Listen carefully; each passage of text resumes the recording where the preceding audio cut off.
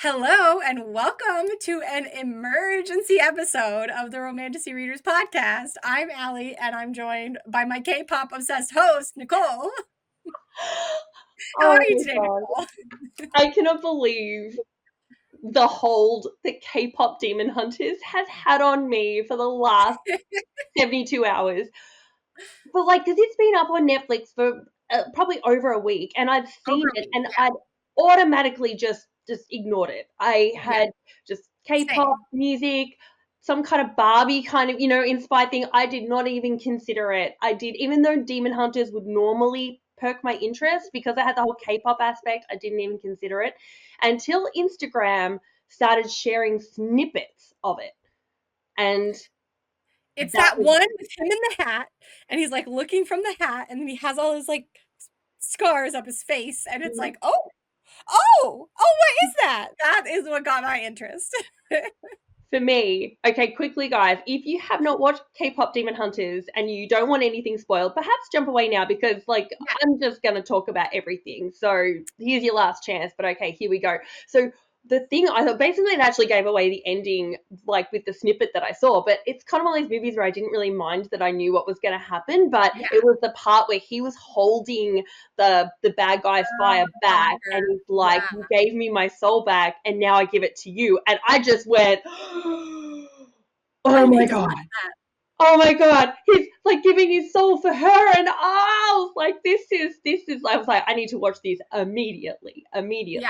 Yeah. Um, Well, obviously now you know we're talking about K-pop Demon Hunters today on this episode. yeah. We're gonna break it down. It's not a book. It's not romantasy per se, but it's like adjacent, and we both loved it. I did not get the ending spoiled, thankfully. I got to just go through all that heartbreak. But I saw first Nicole posting a ton about it, and then a lot of other people posting a ton about it, and then it was like suddenly it was like my whole feed, and I was like, okay, I have to watch this, and I See, loved it. So it you was so good. say, going back to what you said it is not romantasy. It is romantasy. That's the thing. I feel like It is, yeah, anyone that loves Sarah J. Maas, anyone that even kind of Fourth Wing, it's like it has all those tropes built into it and then some. It's got the enemies to lovers. It's got the 100%. villain enemies to lovers. Well, kind of minus the lovers bit because we didn't quite get there, but I'm kind of hoping for that to happen in the sequel. But we have the music brings so much emotion. We have a main character who has secrets and flaws and things that she's hiding. We've got these really catchy songs that normally it's very hit and miss for me with musicals. Like most of the time they don't hit for me. I would say majority of the time I'm not into musicals at all, with the exception of a few. Like Moulin Rouge, I actually fell in love with that the first time I watched it. And then this. Like the music has to hit right, and this, oh my gosh, they are bops. They are They absolute are bops. They are they are they are on bops. my Spotify. Like I am listening to them on repeat. Their songs Yeah. are in my head. Well, they're actual, like, very famous K-pop artists who are voicing and singing the characters. As soon as the movie is over, the thing that I immediately did is went, and I'm not like a huge K-pop fan, No. which I actually think a lot of romantasy book girlies are K-pop fans. I know enough to like know who the major people are. And so like as soon as I finished the movie, I went to Spotify and like looked up all the song credits, and I was like, "Oh my god, that's so and so and that's them." And so but yeah, they're like actual famous K-pop stars. So that's super cool. So tell me, Nicole, about like your watching experience the first time. Like what was that like? Set the scene for Okay, us the well, first time you watched it. probably not the best actually, because I ended up watching it kind of in two parts. Because when I saw the snippet, it was close to midnight for me, and I instantly couldn't wait. I started to watch. I was like, I have to start. And then I realized I was going to be awake till 2 a.m. watching the movie, so I had to say I got to, I think, about the part where Rumi, like, we realized that she has the marks on her as well, and I went, whoa. And then I went, okay, hang on, forced myself to stop, put it down, Yeah. like put the book down, put the movie down. I'm going to come back in the morning. So I woke up early, immediately turned it on and giggled through it like a schoolgirl. Like Yeah, I was same. there, and for me, like no one had watched it. I was even reaching out to my Sarah J. Maas girlies, like that I speak to regularly, and I was like, "Has anyone watched this?" And so I had to kind of anyway. One of them had, and I was then just like sharing as I went along all the things that were happening. That just Yeah, as I say, the enemies to lovers, the soul, then just the songs that come into it. It's kind of got that feeling you had like the first time you watched Frozen. I remember the first time I took my daughter yeah, to see Frozen. She was like 3, and I didn't expect to get hit with that. And I think that's one of the most beautiful things. Something that we love in books as well is when you go in with low expectations and your mind is blown. just You just blown. weren't Yeah, expecting it. totally. But I remember watching, being absolutely transfixed to Frozen, and the music hitting me in this completely different and new way, where you just get the tingles all over your arms and everything. You're going, oh my gosh! And that is the same feeling I had when I watched this movie. But Yeah, how was it for you? What was yeah. your experience of So I watching was it? like a little bit behind you, like off, like maybe like 4 or 5 days behind you. But like Mhm. every by the time I watched it, everyone was watching Yeah, it, and I and was like, okay, I'm gonna watch it. I just need a minute. And I was drilling her. I was like, have you watch it. watched it yet? Have Ali, you you have watched to it yet? watch it. Have you Have you watched it watched yet? it yet? Get on it now. Yeah. And it was like this I wanted to do it Sunday while I was folding laundry, but my husband was watching baseball, and like I had a lot of laundry to fold. I'm talking like I had to fold laundry for like an entire afternoon.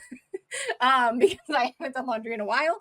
And so I could have like carted all my laundry to like a different room to then watch it in a different room, but I was like, no, I'm not doing that. I'm not gonna watch it. So I let my husband watch baseball. And then last night, Monday night, I was like, okay, it's finally time. I am watching this. Turn off your baseball. And so then my husband was like, okay, I'm actually going to like take a nap. Like he had been laying in bed watching baseball. It's like, right after work. He often takes a nap right after work. I don't know. Weird things boys do. um and I was like, okay, fine, you take your nap. I'm going to watch, my movie. And then like I'm 5 minutes in and I look over and he is just like rapt attention watching it. And I was like, oh, what about your nap? Like, I thought you didn't want to watch this. And he was like, no, this is hitting. This is so good. Ah, So, that's so good. That's so it was, good. it He was didn't amazing. mind the So, music, like he could handle it.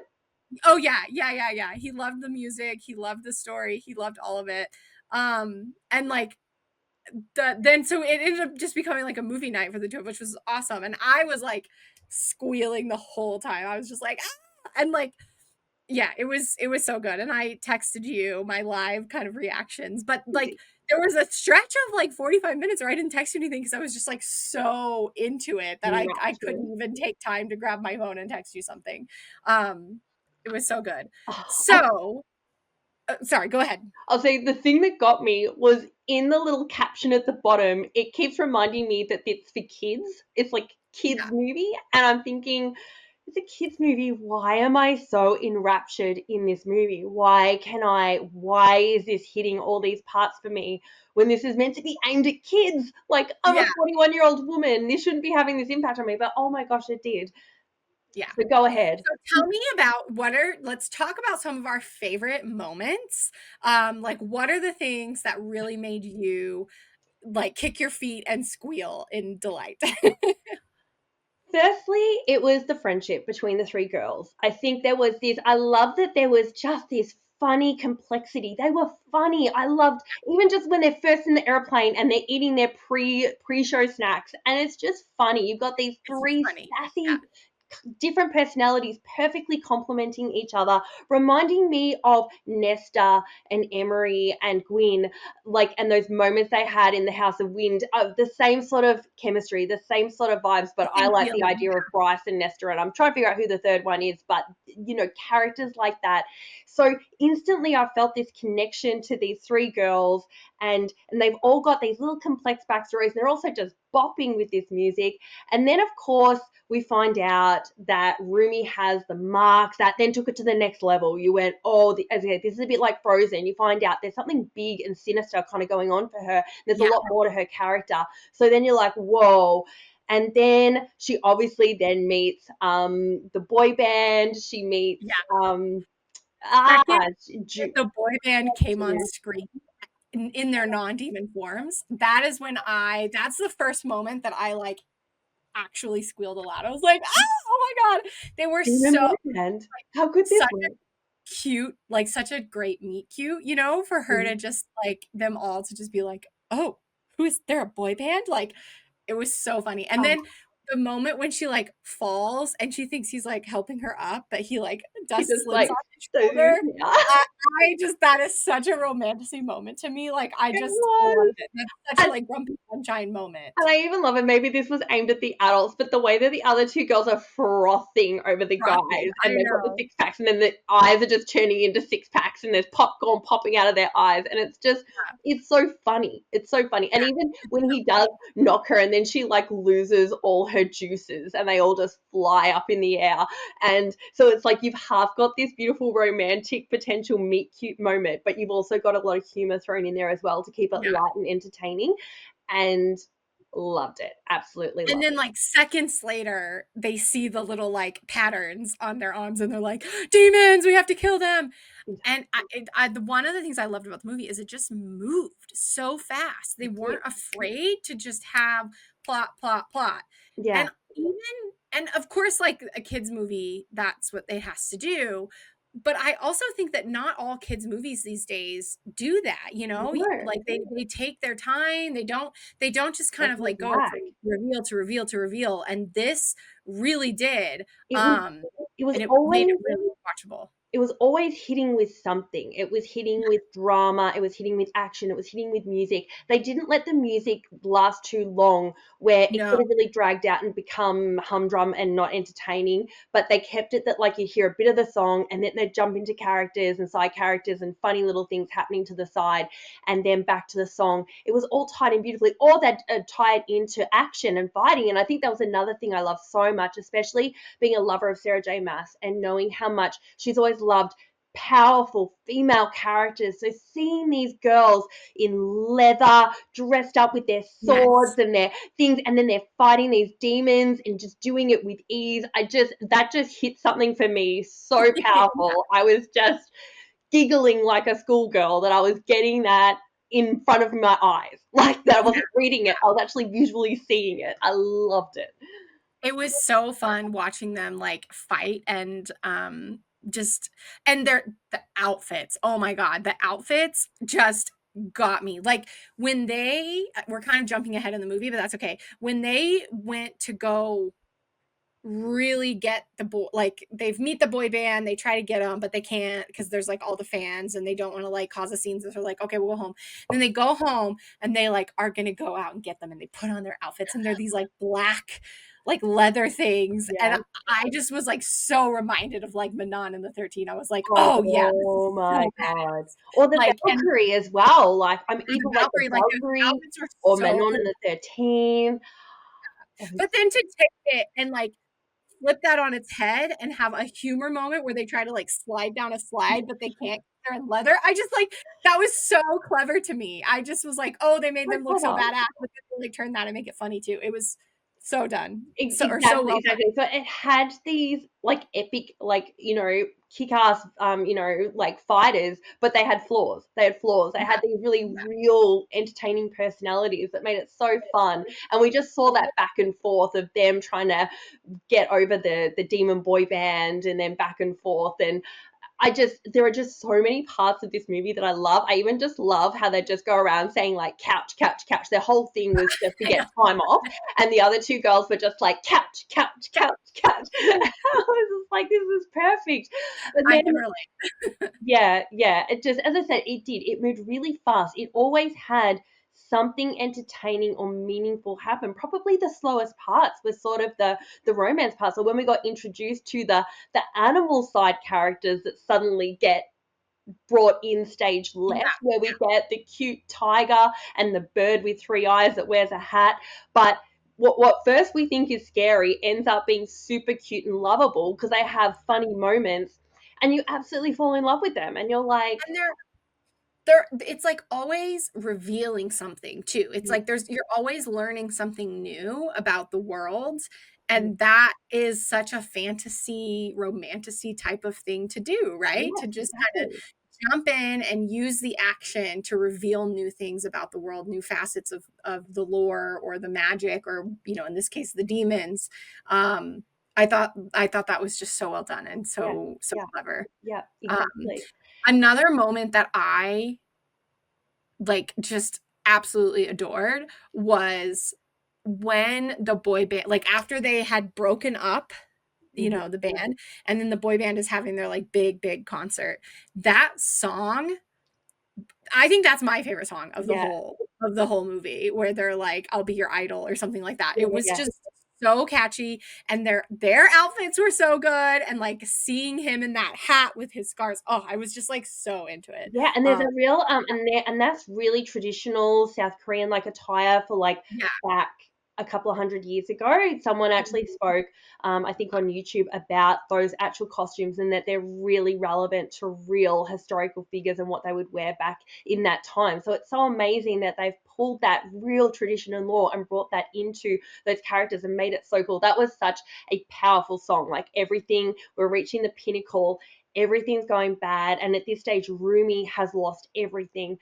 The truth has come out. Like we had that moment in where she's singing Golden and she thinks she's overcome everything, but of course she's been Yes, keeping yeah, her secrets, and it finally comes out, and then she loses everything. She loses her girls, she loses her friends, and we also get to understand her, where she goes back to sort of her aunt that has brought her up, who has always taught her to be ashamed of her marks and to hide them, and she finally makes that decision herself to actually just be yeah. who she is and sings I this l most powerful song. One thing I watched it for like the fifth time last night, and I noticed something really interesting. When she finishes talking to her aunt and she's really gone really demon at this stage, she actually disappears at the end like a demon. Yeah, Like she disappears into like red like smoke. yeah, And just I'm like, like the oh, other like what demons. does that mean? Because like obviously she's really engaging her demon powers. But did she go to the demon realm at that moment? Did she just travel to the boys at that time? Like we don't know what happened for her between that moment with her aunt at the tree and then arriving to the big concert at the end where everyone's about to lose their Yeah, souls. But then that moment, like the way that and again, I feel like it's a real Frozen moment where she just suddenly is tired of hiding who she is and she just yeah. accepts it. And the power of the song, like the song choice, the The words, song was, and the yeah, way it that was, her all of a sudden she's shimmering and her marks are all lighting up in multicolors, and it's so beautiful and you just want to cry. You just want to cry. And yeah. she does it all on her own. She does Yeah, have that's this. what I loved about it, is that there was no sometimes in these movies, a common trope or a common way that they get written is they go back to that, original person, and that original person finally accepts them, and that's what allows them to accept themselves. But that is still external validation, and I love that in this one they don't use that common trope. They actually have that original person hold their ground and still not accept them, and it's internal, and she herself kind of accepts who she is. One thing I would like, if just from a critical perspective, I would have loved to see a little bit more of that journey for her, because she kind of just goes from being like, okay, fine, you can't accept me, I'll just be evil, basically, to like, okay, I'm fine now and saving the world and accepting myself. So I do wish we had gotten to see a little bit more of that, even just like one scene where she's sort of like, like the Mulan scene, almost like she's Mhm. staring at the reflection and she's like, okay, Staring actually, I, over a body of water and then yeah, has that exactly, realization. She exactly. kind of has it with her aunt in that we do realize, even though it's happened, she actually asks the aunt to kill her. She says, "You need to do what you were always meant to do. You need to kill me Yeah, so I don't turn bad and I don't hurt people." And that's probably the part that was strange, because the aunt doesn't give her wise words of saying, "No, you're enough. You can do it." She still continues with her thread of, you just need to cover this up, you just need to fix it, you just need to, yeah. and she has to get there herself. So you're right, there could have been a moment there where she was staring at a body of water or walking along and then realized, no, I do, she needed to see a little kid or something that still was like, I believe in huntrix, and then she was Yeah, like, yeah, that's yeah, right, something, right. So just show us the moment where the she does make that transition. mental switch. Um, so that we can, and to really give us more time in the rock bottom, Yeah, right? Because like yeah, that moment after with her aunt is kind of her rock bottom, and we need to see her kind of be in that for like 2 minutes, yeah, and then she yeah, comes back up. yeah.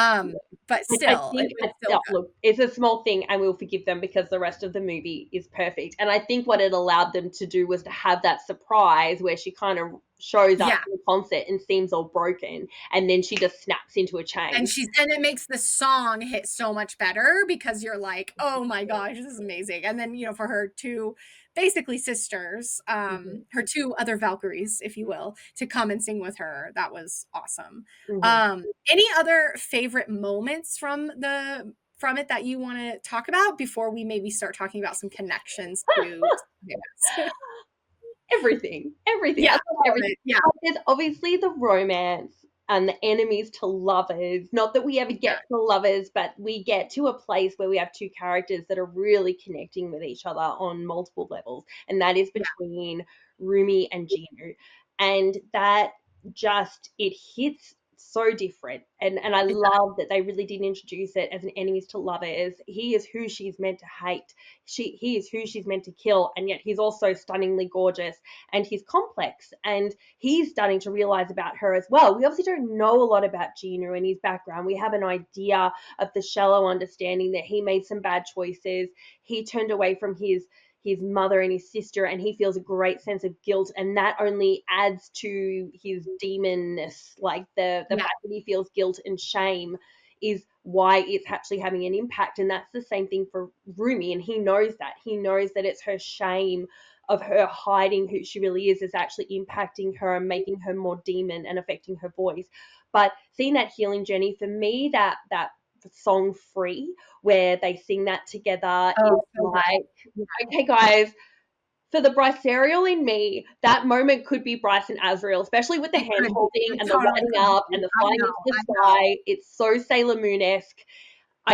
It's beautiful. I mean, please, Sarah, tell me that you have watched this movie and you are now super motivated to go and write Akatar 5. Like, I know, surely, I know.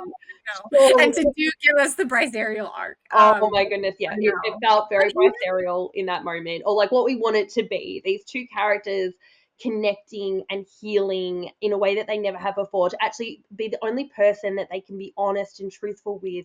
And then the yeah, hand holding and the little bracelet they get, and then this beautiful song. I mean, obviously, and this is a really contentious subject, and this is the fact that they didn't kiss.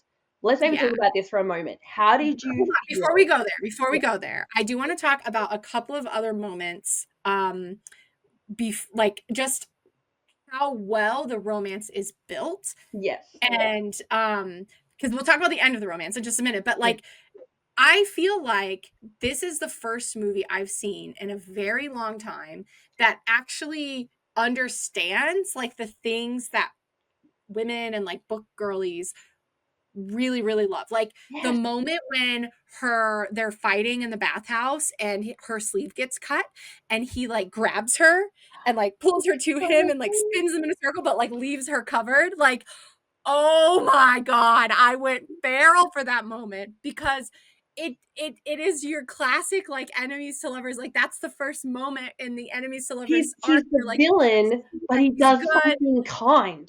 The Yeah, villain does exactly. something kind, and you're like, wait, what? Like, I'm confused now, and we love it. Yeah. And then when like he sends her the note and he's like, "Come see me," and she's like, "Oh, I'm not going to," and then she's like, "Okay, maybe I will." Like that is such a like how many books have you read where that is like exactly what happens? Like the heroine is Exactly. like, "I'm not going to talk to him," and then they do.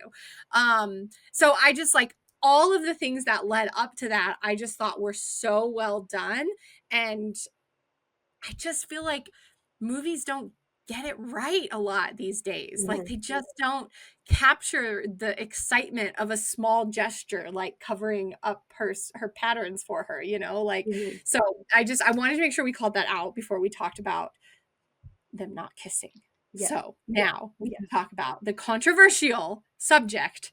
They did not kiss. How did that make you feel? Initially frustrated as all hell. I'm like, can we not just have a kiss? Of course. But then on reflection, I'm kind of glad because Yeah. I actually agree when people have said they weren't ready yet. Their story wasn't actually, their romance wasn't there yet.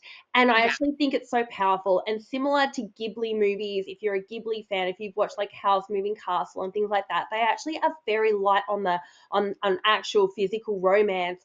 And it's all about the vibes and the connection of people, of souls, of the two people coming together. That's so powerful. I think leaving it open to interpretation and having those and having such a focus on these really subtle things like hand holding, like eye gazing, like the things they're doing for each other, it makes those moments more powerful, and it's left us wanting. And that's why we're all going Yeah. crazy right now, because we were left wanting. We're like, but We I'm wanted just, more. he can't be dead yet because we need more. They haven't even Yeah. kissed yet. We've had all this growth of their characters and growth of this romance without any payoff. Hence why I'm so positive that we're going to get a sequel and Jinu is coming back. I just refuse to I'm believe. so positive about Yeah, that too. yeah, yeah. Um, What are I your thoughts on the kiss? Of Alexis. course, same thing. Initially, I was like, no, they didn't even kiss. But then immediately I was like, oh gosh, there's going to be another one. Like, this is good. Mm-hmm. I also, oh, I forgot to say this. I do just want to say this really fast. I thought that it was so cute that they had the like fan shippers, that they like showed the fans who were like shipping them and like posting pictures of their little like feet touching. Like, that was so cute and like made me, it made me feel like totally understood like The Reginu, when she's like the Reginu, and she's like, Judy, like yeah, and like having the name of secret it, thing like with just me. all these things. I feel like there had to be like a book Oh, person, you know, like a book 1000%. romantasy lover on the writing staff because they just nailed it in so many ways. So many. But yeah, I my immediately upon ending the movie, I was like, I have to write fan fiction. I have to right away, which I still have not ruled out doing. And in my fan fiction, he was still going to be alive. Like that was what it was going to be. And I was going to basically, I was going to, like, he gave her his soul. So he's now with the demons and all bad. And so in my, like, what I like envisioned in like the half hour after the movie ended was, he was going to be all bad, but she was going to be getting these like Dream Kylo Ren sequences type or something. moments. Yeah, like either dreams or something like that. You know, I hadn't quite figured that part out where she's like seeing him and she's actually like interacting with his soul. Yeah. And Was that she? is like, and he's gonna like tell her, his soul is gonna tell her that he has to go back and like that she has to go back and save him. So that was gonna be my fanfic. Yeah, yeah. Which And I still might honestly, write. So, I wouldn't be you know, surprised. That's what I predict is actually going to happen. She's got his soul yeah. now. She's got the good part of him. I like to believe, like, when they kind of killed them there, we don't actually know what happened to them. Did they die or did they just go back to the They demon just realm? yeah, right. Did they just get banished, right? To Yeah, the and their we would realm. know because they fully managed to like get the seal between the two worlds. So now they wouldn't know what's going on in the demon world anyway. But I like to believe that he is still there, but now he has no soul, which would mean he is fully bad. Really bad. And she now has his soul. I think there's a potential that there could be a connection because she has his soul in her sort of sword now, that she could potentially have some kind of connection to him and realize that she needs to travel to the demon realm, give him his soul back, and redeem Genu, which Yeah. would be And so yeah. epic and such a Well, but villain romance. in my mind, Genu is already redeemed, right? Like Mhm. the thing that he did is he was unwilling to sacrifice himself for his family. So he sacrificed his family for himself. And in the end of this movie, he sacrificed he sacrifices himself for somebody that we think loves.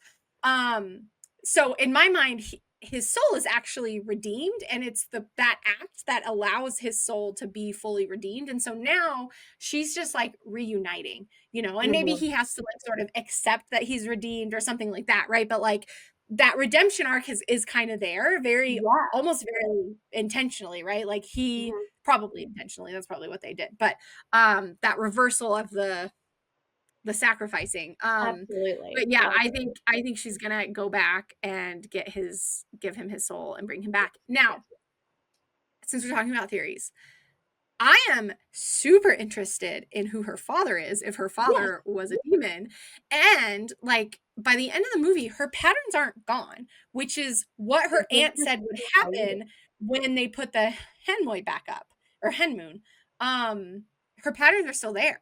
So I know they've just changed to like a shimmery color. Well, also they didn't officially go golden Hinu. Like the golden Hinu is the one that's permanent. This is kind of some kind of translucent, multicolored kind of one. It's not the typical blue. It's something between the two, which would suggest to me we still haven't reached the fully golden. And I think that's going to be some kind of acceptance and connection of the monsters and the humans together, or something that's actually going to create that maybe she needs to get the not only the agreement of the humans but maybe also the love and adoration of the demons as well. So I feel like it's going to be the two of them combined that will actually That allow for makes the it golden golden. Hinu. Yeah, It's going to be that because both of them coming together. I think you've watched it more than I have, but the golden honeymoon isn't has never actually been achieved. No, no, Right. So it's all just the all humans. of the demon hunters who came before also didn't do that, Yeah, which would so they suggest have to kind more of than just keep a song. singing Yeah. a song that connects with people probably like every 12 months to keep the Hinu currently strong, like it Yeah. maintains it, but they need the golden Hinu to make it permanent. To make And it but permanent. even at the end of And this they haven't done that yet. movie, it hasn't happened yet. Now, something I really want to point out, okay, firstly, is Jinu is 400 years old. All right, firstly, awesome because so romantasy esque, So romantic. so Yeah. romantasy esque. The 400-year-old like demon. I would have liked some confirmation that there was no chance that he was her father, because Yeah. that was I know. always just slightly on my mind. I was like, he is old. Actually, he's well and truly old enough. He could be your great great grandfather. I'm like, just need to make sure that there's no kind of connection there. No But of connection course, there. we don't know much about. I think there's this whole backstory a lot of us are curious about her mother and her father, who is obviously a demon. How that all came about. How did Yeah, how did she die? how How did did she fall in love with the demon? yeah, yeah. We're assuming Is they she fell dead, in or love, is she but now in the demon world? We don't really know enough about that backstory to understand what actually happened. But that is a pretty controversial thing to have happened. So yeah. what happened, or was it some kind of And prophecy? you know what's interesting is like for the aunt who still hates demons so much, but to just be like, "Yeah, I loved your mom." Like, and she what, like fell in love with a demon? Like there's definitely more there So to many be questions. explored. And I think that her dad could be the Demon King, the fire. Because at the beginning of the movie, Genu is singing a song and he's saying, like, once upon a time, a long time ago, there was a Demon King. And the Demon King got battled back by these girls, and then that fire is like, why are you reminding me of why are you taunting me, I think is what he says, which would suggest that he is the king, right? And Mm, so why would we not want our FMC to be the descendant of the king? I mean, obviously, she needs to be a demon right. princess. Like that is how it goes. We always want that. So I think she's like a demon princess, part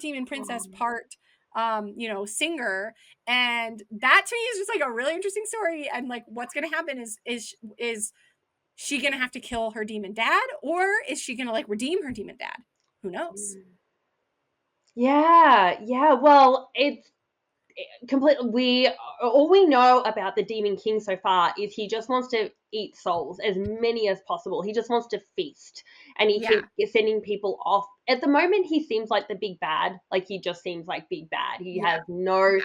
he seems like he has no soul. I'm very But curious what if what. he's like heartbroken from Yeah. losing the love of his eternal life? Yeah, is Her this what mom. happens when you lose your soul potentially to Yeah. love, that you become that flame and then you have this endless hunger for souls because you don't have yours?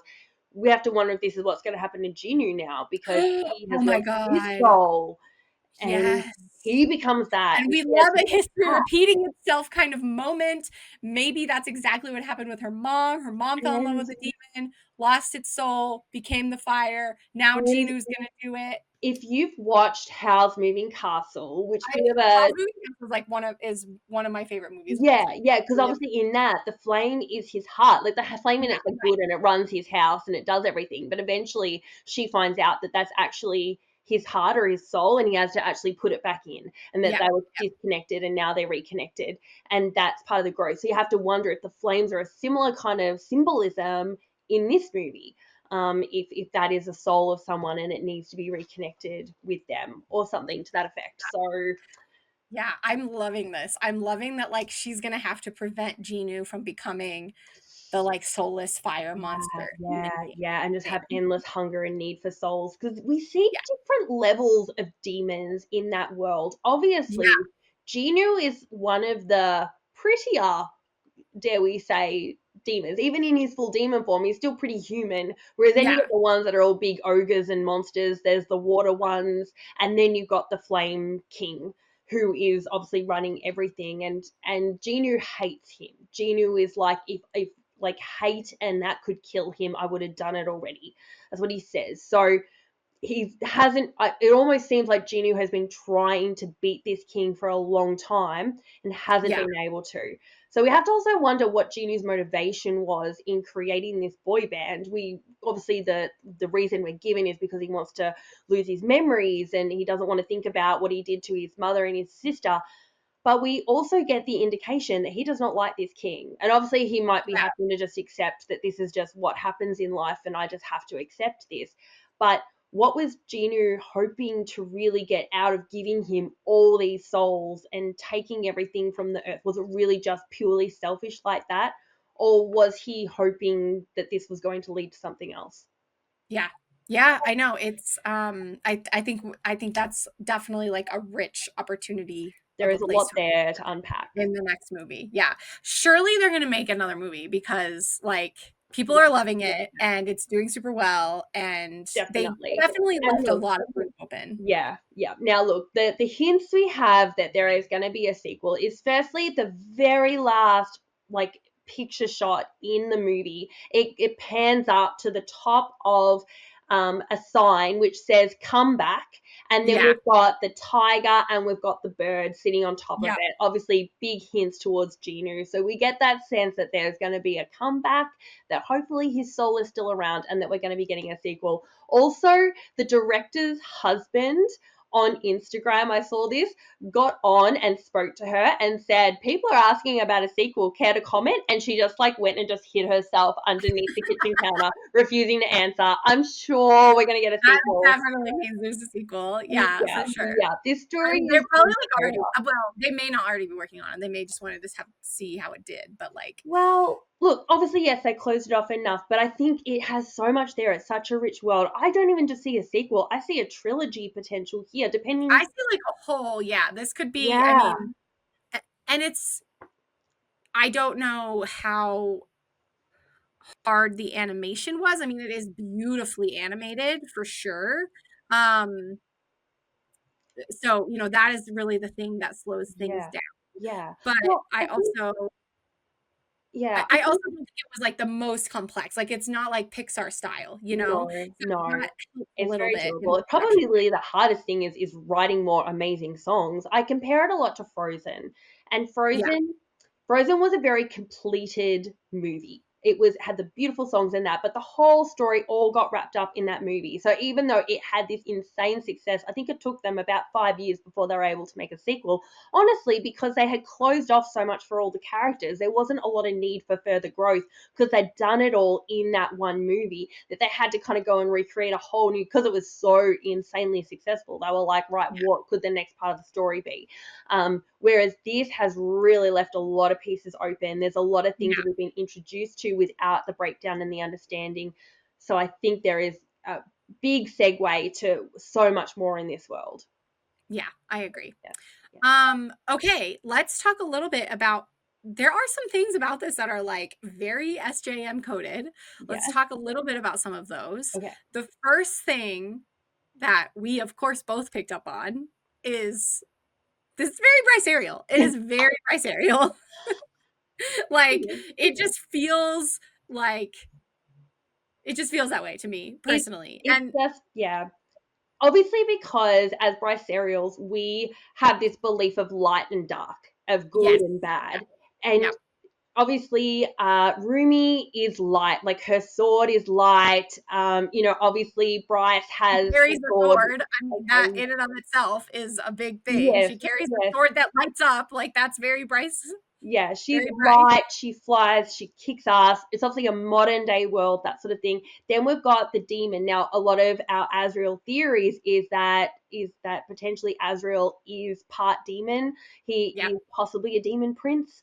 and we really want to explore it more. So seeing those two things come together, and then of course there were just those moments. First of all, the enemies to lovers, they couldn't be away from each other. They kept coming back together, and then being more open, and then obviously the hand holding. When I saw hand holding, I was like, oh my god, it's hand holding. Yeah. Like it Yeah. reminds me the relevance and importance of hand holding, and why even for Sarah that act is so important, that it has a lot of meaning, because in Ghibli, in this, it the handhold is a very intimate action of wanting to touch someone, wanting to have that connection. Yeah.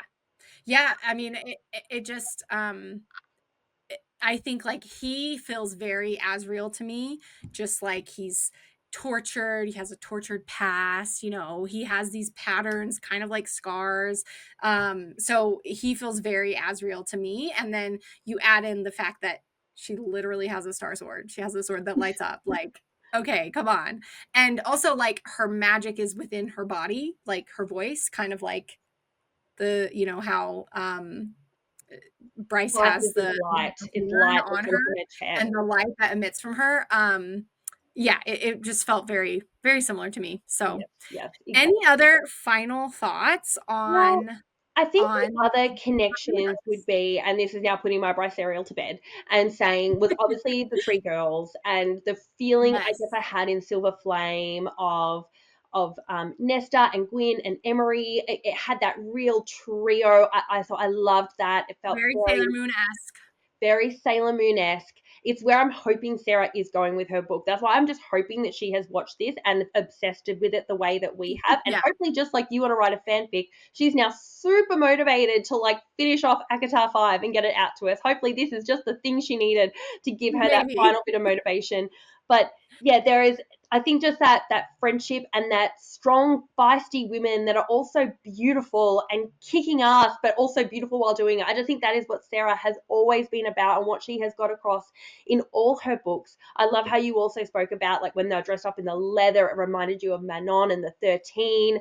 I just feel like there were so many little moments, and then there was just like the tiger, and that is like three things. What's Bryce's little Syrinx. tigery? Yeah, Syrinx. syrinx. Yeah, yeah. I was like, oh I my know. god, it's just like that.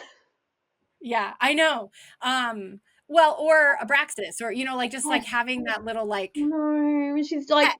when she's on his back and she's just jumping around, and like he's I so know. It was good. Like he goes from you think he's going to be this scary villain to being the cutest little kitty cat you ever did see. That you're just like, I'm I know. going to keep you forever. Yeah, I know. It was so good. I loved it so Yeah, much. yeah. So there's Um, lots of Sarah J. Maas connections. But I think if you guys see any others, please share in the comments let us about know. the moments that you thought were really similar to something that we would see in a Sarah J. Maas book. Or other romantasy Yeah. esque things that you loved. So, all right. Other final thoughts? Just, I'm sure that everyone here has watched this movie. If you haven't, go back and watch it again, see it from a new lens, maybe go rewatch it. Honestly, I've watched it 5 times. I am not tired of this movie. I can listen to these songs again and again and again. Okay, what is your favorite song?